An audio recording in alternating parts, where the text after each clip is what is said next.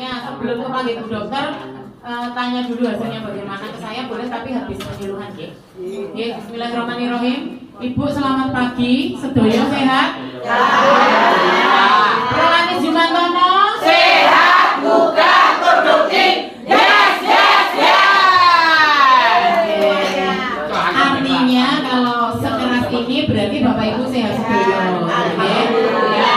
Meskipun hasilnya ada yang agak-agak tinggi, itu insya Allah nanti dengan kebahagiaan bisa turun lagi. Bu, saya menyampaikan kembali, kenapa saya menyampaikan pola hidup sehat bagi penderita DM dan hipertensi lagi, itu karena melihat yang bagi biar satu orang saja. Monggo yang lain diperhatikan, bukain mengke jenengan moco ya arti-arti.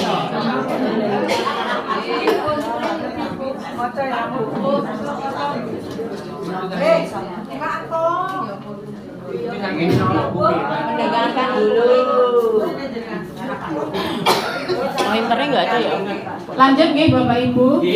Pola hidup sehat bagi penderita DM dan HT intinya adalah bagaimana cara menjaga kehidupan sehari-hari kita itu menjadikan kalau kita dengan DM ya DM-nya bisa terkendali, kalau dengan hipertensi ya tensinya terkendali, tidak timbul atau muncul komplikasi.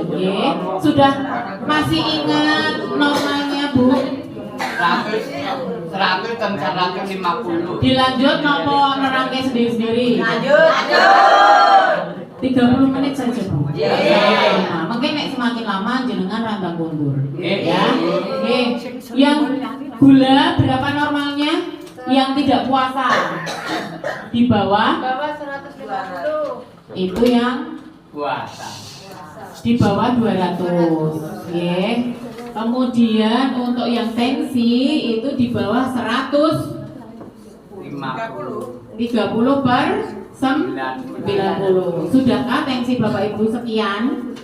Kalau masih tinggi artinya ini tadi pola hidupnya masih belum terkendali dari segi semua hal Bu.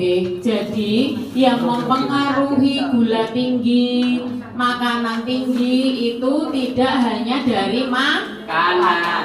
Ya, yang lain juga mempengaruhi. Karena banyak faktor yang mempengaruhi bagaimana tensi itu bisa naik, kemudian gula darah itu bisa naik. Bu, buatan saya dibandingkan siji lan siji nih, hasilnya beda-beda. Misalkan jalan, delalah kok ngidak benda tajam, itu jenengan tahu ketika sudah keluar darah. Betul. Jadi kenapa harus menjaga kebersihan? Jadi kebersihan kaki dan nyun sewu diingat-ingat Bu. Segeringgingan dan sekeju apapun kaki orang dengan diabetes tidak boleh merendam dengan air panas. Jadi hati-hati karena apa Bu? Kalau kita kebas direndam dengan air panas, kebasnya nggak sembuh, kakinya melepuh. Jadi kebersihan tidak hanya dengan orang diabetes, tetapi orang hipertensi pun juga begitu. Karena kebersihan ini berlaku untuk semua, bahkan yang tidak menderita sakit pun juga tetap harus menjaga kebersihan. Kemudian mencuci tangan, jadi karena rawan dengan infeksi, maksudnya gampang sekali kalau misalkan tangan kita kotor. Kenapa harus cuci tangan Bapak Ibu? Cuci tangan lupa. Ternyata kita tadi menyentuh benda yang bisa menyebabkan infeksi atau kotor. Lali nih ngucek-nguceki mata. Nah, nanti gampang iritasi di bagian mata. Gitu kenapa harus rajin cuci tangan. Kemudian menjaga jarak. Menjaga jarak ini tidak hanya berlaku saat COVID saja Bapak Ibu. Orang dengan hipertensi dan DM itu rentan sekali tertular penyakit menular. Apalagi misalkan jejeran delalah nggak tahu yang sebelahnya adalah orang dengan TBC. Nah ini mudah sekali tertular karena dropletnya penularannya bisa lewat udara. Jadi bukan menjaga jaraknya terus menjauhi orang, kowe aja cedak-cedak aku lagi loro gula, enggak begitu, nggih. Tapi dengan membiasakan diri, misalkan menggunakan masker jika dalam posisi kerumunan orang-orang yang banyak. Kemudian saat jenengan periksa ke rumah sakit, biasakan menggunakan APD termasuk masker. Kita nggak tahu orang yang dekat dengan kita ini mau periksa apa, gitu nggih. Jadi untuk menjaga kebersihan tersebut, kesehatannya kita sendiri, itu silakan menggunakan masker untuk menghindari penularan penyakit. Ya, termasuk menghindari orang sakit tadi. Menjaga rumah tetap bersih, bukan maksudnya kudu resik-resik terus, tidak seperti itu nggih Bu. Hati-hati dalam menaruh benda tajam di rumah, nggih. Karena tadi nggih, tidak hanya kaki, tangan pun juga kebas kalau pas gulanya lagi tinggi. Jadi misalkan di rumah itu ada benda yang jika disenggol itu bisa menyebabkan terluka, itu ya jangan ditempatkan di tempat-tempat yang sering kita lalui. Maksudnya membersihkan rumah bukan kudu delok-delok nyapu, delok-delok sulak-sulak, bukan begitu nggih Bu. Tetapi menjaga benda-benda yang tajam atau yang membahayakan kita itu kita taruh di posisi yang tidak sering kita lalui, jadi disembunyikan. Istilahnya yo sing benda tajam didelikke gitu nggih. Jadi tidak membahayakan bagi penderita DM. Kemudian membersihkan rumah secara rutin sama nggih. Mengonsumsi vitamin, maksudnya mikronutrien itu adalah meskipun sehat kita tetap harus minum vitamin. Kenapa harus minum vitamin? Karena tubuh kita ini rentan, karena yang namanya DM dan HT itu adalah termasuk nyuwun sewu orang-orang yang beresiko tertular penyakit. Jadi untuk menjaga kondisi tubuh tetap fit, ya dianjurkan tetap minum vitamin. Atau biasanya kalau dari rumah sakit obatnya kenapa nanti sekresek gitu ya buat sebulan, itu pasti ada vitaminnya salah satunya Bu. Ya, itu tujuannya untuk menjaga agar tetap sehat. Kemudian mengkonsumsi buah dan sayur. Nah, yang paling bawah ini juga harus dihati-hati. Sudah pirsa nggih makanan atau minuman buah, meskipun itu buah-buahan, ada yang harus dihindari oleh penderita penyakit gula. Contohnya apa? Yang paling gampang dihafal adalah buah musiman. Ya. Buah yang adanya hanya saat musim saja, itu memang harus betul-betul dibatasi. Dan ketika Bapak Ibu gulanya di atas 250 atau 300, itu tidak mengkonsumsi buah dulu. Jadi biar lebih aman, karena jangan berprinsip buah kuwi apik dienggo kesehatan. Terus dahare buah sak sembarang buah didahar. Aku ora mangan sego, ora ngombe wedang legi, manganku gur buah-buahan. Nah, itu sama, karena gula itu tidak hanya dari nasi, tidak hanya dari gula, tapi juga ada gula dari buah-buahan. Itu nggih, Bu. Masih ingat nggih apa saja makanan yang baik untuk penyakit gula yang boleh dikonsumsi atau tidak? Masih ingat nggih, Ibu nggih? Terutama buah musiman itu yang perlu dihindari. Kalaupun boleh makan ya dikit. Betul. Sangat sedikit. SS Bu nek kur sedikit kok. Oh, semene iki yo termasuk sithik gitu. Ya, aku separuh. Misale pengen rambutan yo sing penting wis ngerti rasane rambutan. Nggih, jangan karena makan rambutan, makan kelengkeng itu kalau belum habis belum bisa berhenti. Ya toh, apalagi masuknya dari kulkas ya, jadi rasanya seger saja. Karena sakit gula salah satu tandanya gampang apa Bu? Gampang Haus. Kalau makan buah rasanya seger nggih. Apalagi semangka yang dari kulkas, maafnya panas-panas. Mau habis setengah buah tuh nggak terasa gitu ya. Marutane liwate ra. Tapi takoki. Mergo liwate ning dalan Pak Wadi lebih ya. Jadi hati-hati dalam dahar buah bagi penderita baik HT maupun DM. Ada buah-buah tertentu yang memang harus dihindari. Bukan berarti tidak boleh makan buah, buah yang sehat banyak. Misalkan pir, apel, tapi semuanya boleh dikonsumsi dalam jumlah yang tidak berlebihan. Kemudian tidak hanya itu gula, yang gula jagung pun itu tidak, meskipun ini gula khusus untuk diabetes, tetapi ada batasannya juga Bapak Ibu. Jadi tidak sembarang setiap ngombe jok teh, jok saset, gitu ya. Gulanya kan saset. Pikiran ini khusus iki obatnya khusus gula. Tapi setiap minum yo iki cemplunge, jok iki cemplunge meneh itu juga enggak boleh. Jadi dia hanya pengganti gula yang dikonsumsinya juga dalam posisi terbatas, tidak boleh sangat berlebihan. Itu Bapak Ibu yang punya sakit gula. Kemudian untuk mencegah kakinya biar tidak terlalu kesemutan, masih ingat senamnya bagaimana?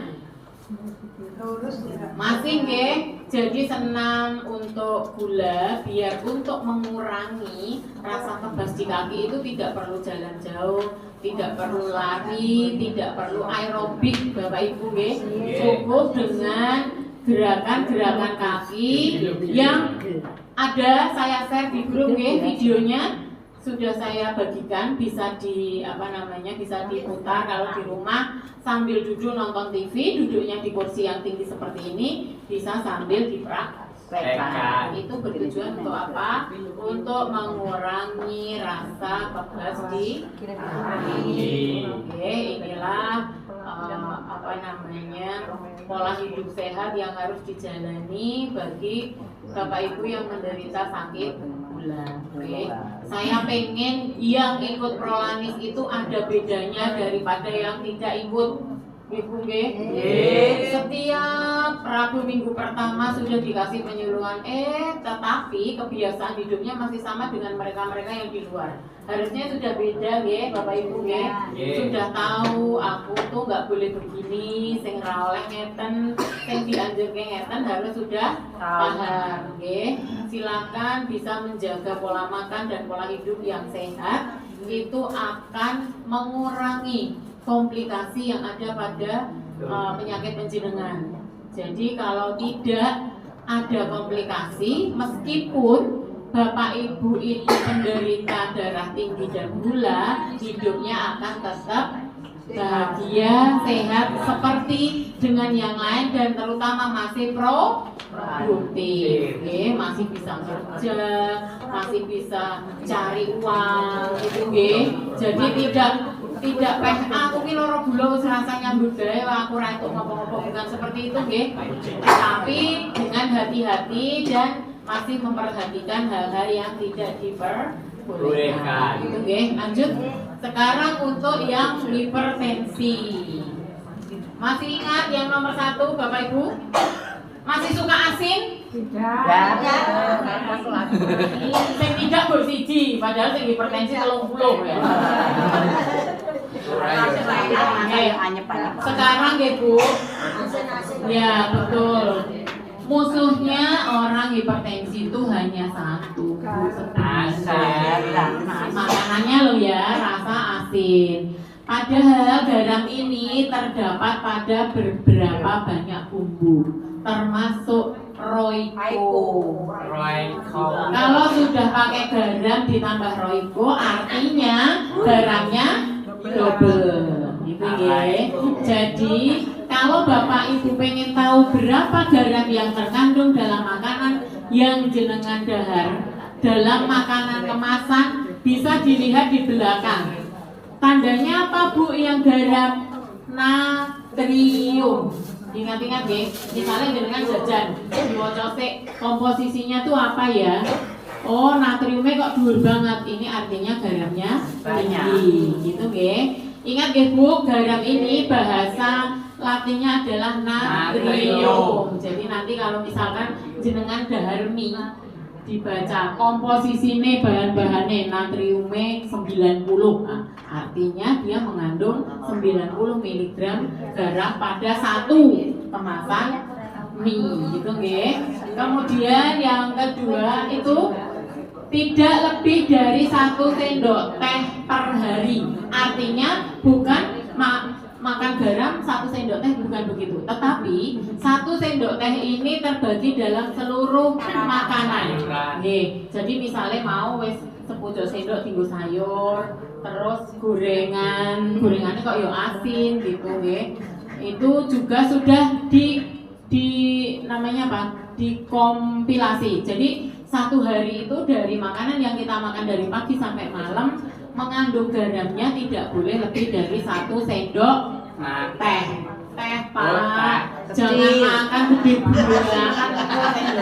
Oke, selanjutnya mengkonsumsi makanan sehat seperti tadi di mana-mana akan disebutkan rendah garam, rendah tinggi serat, kemudian buah-buahan dan sayur. Sama nggih, mungkin bedanya kalau orang dengan diabetes buahnya sangat dibatasi, tidak untuk yang hipertensi.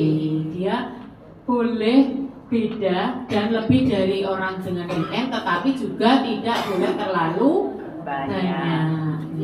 Jangan yang banyak mengandung gula. Buah yang baik untuk hipertensi yang banyak mengandung apa, Bapak Ibu? Air ya. Biasanya apa Bu andalannya? Timun ya. Buah ketimun itu ya. Tapi jangan berpikiran kalau aku esok wis marut timun, sore marut meneh terus langsung obat, nggak boleh gitu. Jadi dahar timun itu bukan untuk mengobati, tetapi menjaga salah satu cara makanan yang sehat untuk hipertensi. Nggih, dahare nek dahar lalap timun gitu nggih, tapi bukan untuk mengobati nggih. Kalau untuk terapi herbal lainnya itu untuk menjaga saja, seperti daun seledri, kemudian timun, daun salam dan lain-lainnya itu bukan untuk terapi tetapi untuk menjaga, biar tensinya tetap stabil. Kemudian yang selanjutnya menghindari makanan tinggi lemak. Karena apa Bu? Biasanya orang dengan hipertensi itu yang tinggi apanya kalau dicek laboratorium? Kolesterol.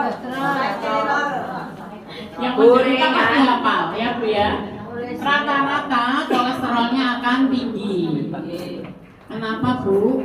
Kolesterol tinggi menyebabkan darah tinggi. Sudah besok sudah pernah dijelaskan. Karena apa? Pembuluh darahnya banyak sekali dihadang oleh lemak-lemak yang menempel di dinding pembuluh darah, akhirnya aliran darahnya tidak lancar. Kalau alirannya darah tidak lancar, jantung memompa darahnya lebih keras. Itulah kenapa tekanan darahnya akan menjadi tinggi. Gitu nggih istilahnya, kenapa dikurangi minyaknya.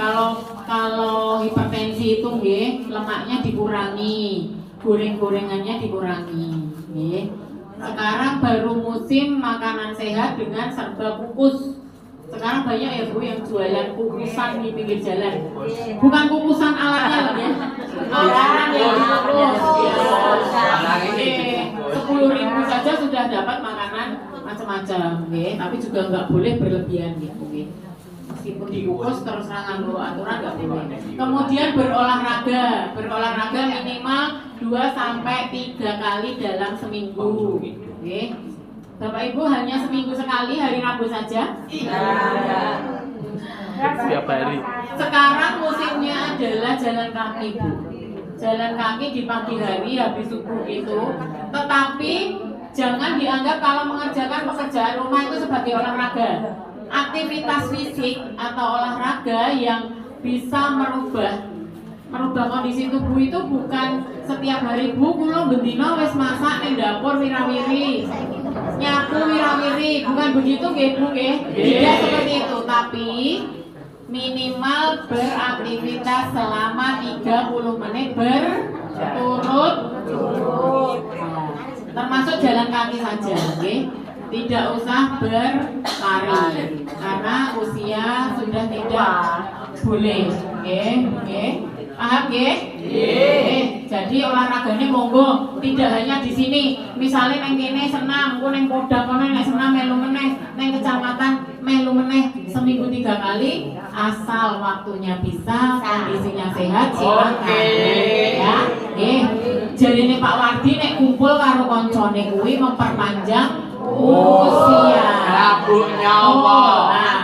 kemudian menjaga berat badan ideal. Itu tadi berhubungan dengan kenapa berat badannya harus ideal. Tapi semuanya ideal kok di sini ya.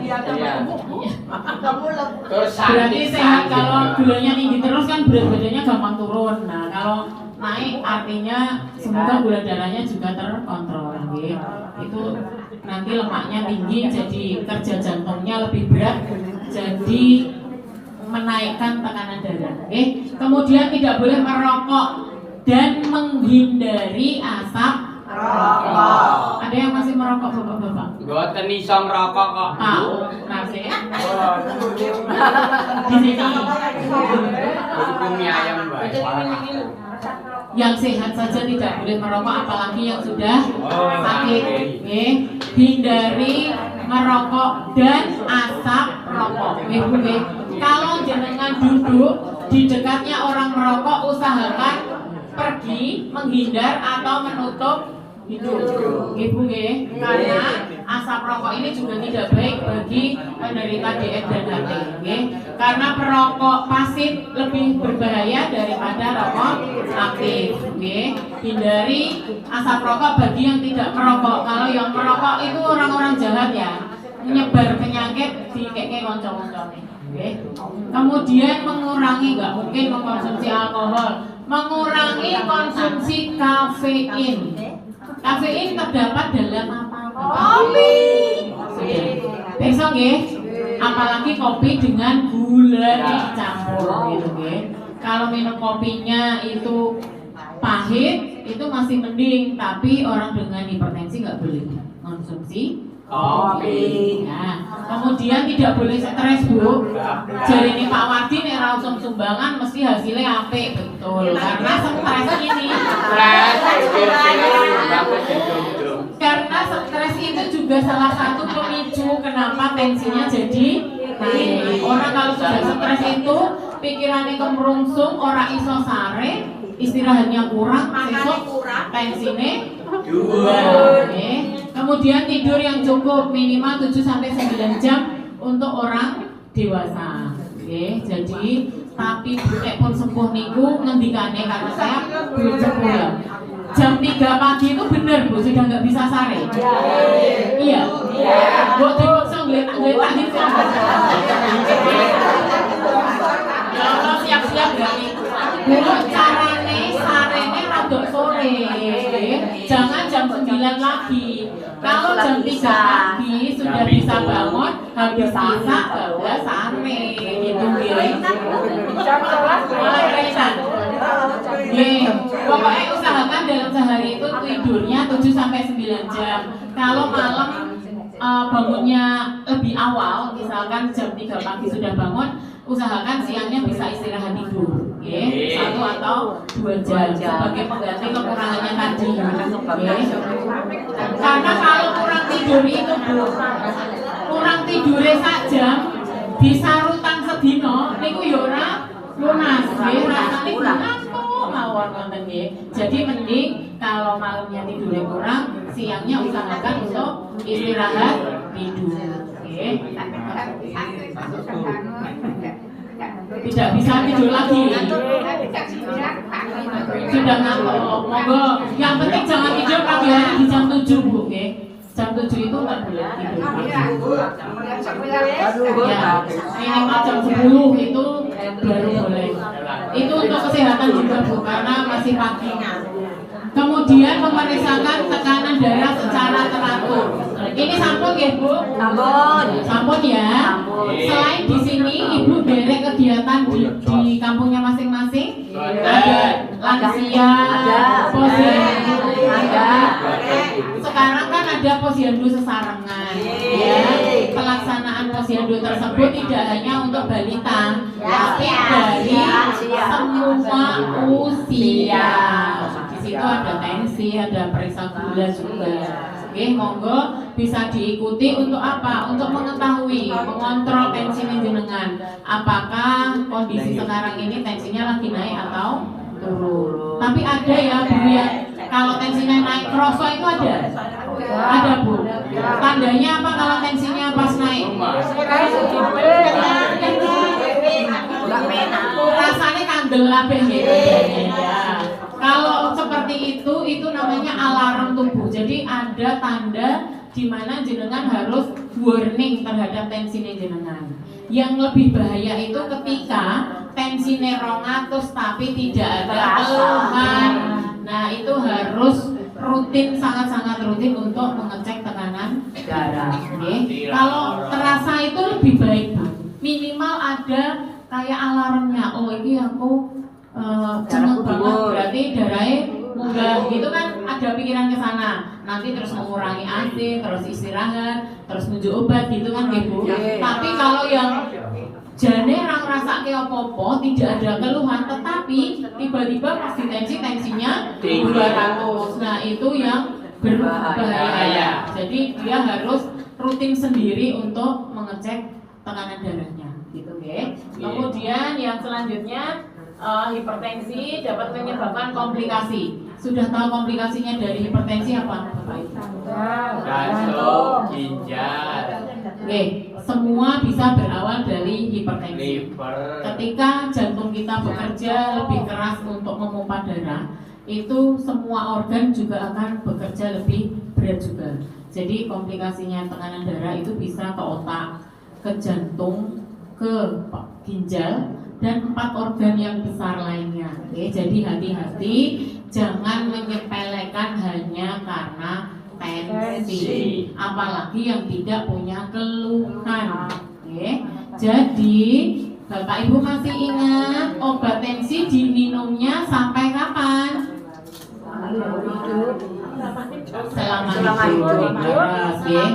Meskipun pas delalah di tensi Mas Yanu, tensinya 120, obat tensinya tetap diminum apa enggak? Minum. Boleh, karena tidak boleh menghentikan obat tensi secara mendadak. Jadi tensinya 120 itu karena jenengan minum obat rutin. Kalaupun tidak minum obat rutin, bisa jadi tensinya lebih dari 200. Jadi Bapak Ibu minum obat tensinya harus rutin. Merusak ginjal atau tidak kalau minum obat rutin hipertensi Bapak Ibu? Tidak. Karena apa? Kalau dengan minum obat hipertensi jantungnya sehat, ginjalnya juga sehat, jadi tidak mungkin komplikasi ke ginjal. Tapi kalau tidak minum itu malah nanti komplikasinya bisa ke ginjal. Jadi kalau ada nyuwun sewu saudarane jenengan teko-teko kowe ngombe obat apa to Mbah, kok obatmu nganti sekresek ngono plastik gitu ya. Iki obat tensi, aja ngombe obat terus engko ginjele ndak rusak. Gugu sinten jenengan? Boten gugu nek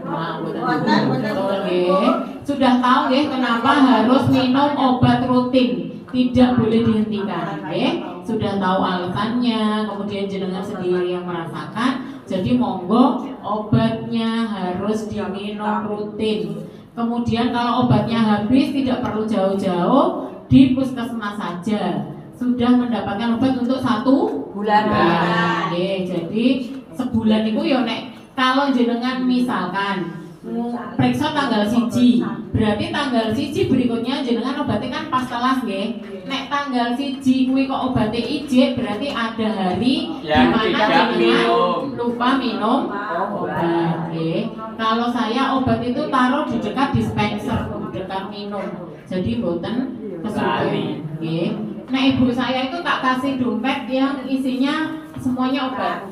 Jadi itu dibawa kemana-mana. Iya, iya, iya.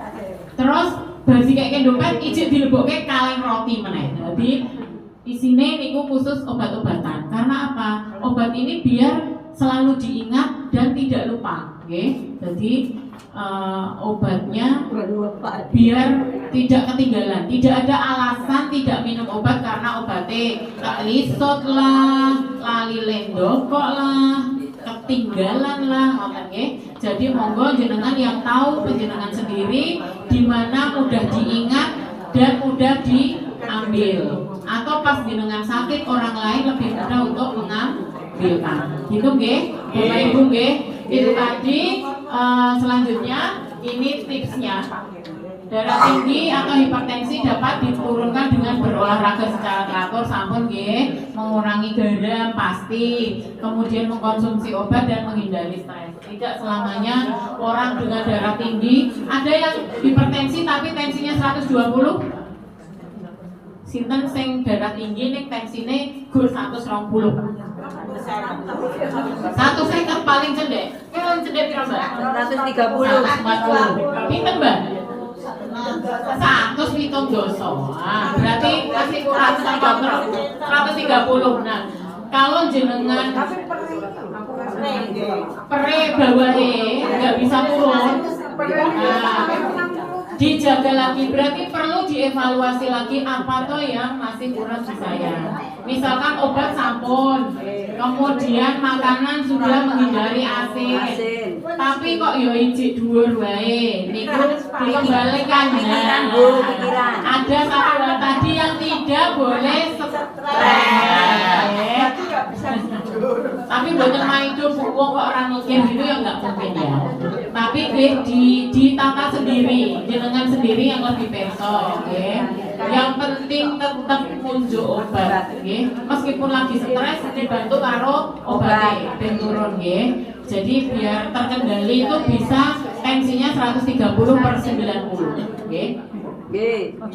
Untuk selanjutnya pencegahan penyakit menular dapat diupayakan melalui perilaku kontak, yaitu mengurangi kontak dengan orang-orang yang sakit, kemudian binatang-binatang. Oh nggih Bapak Ibu yang sakit gula jangan dekat-dekat kucing ya. Saya ngeri nih dicokot kucing terus punya sakit gula itu bisa jadi penyebab luka. Oke. Pak Wardi yang kucing mboten? Boten. Kan ini ketek di kok. Lah makane dicokot. Kecak apa wong bro. Itu dhewe Ya, sudah. Yo gen dolanan sik.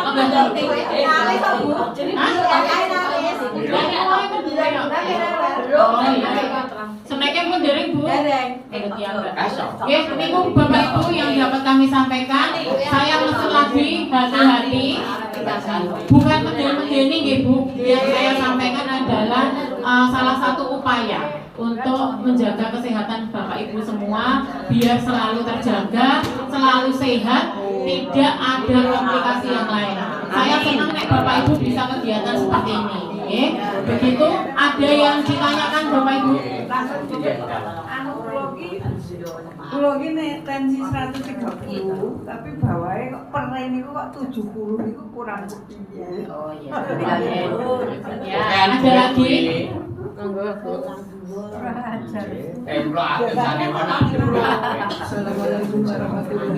Waalaikumsalam warahmatullahi wabarakatuh.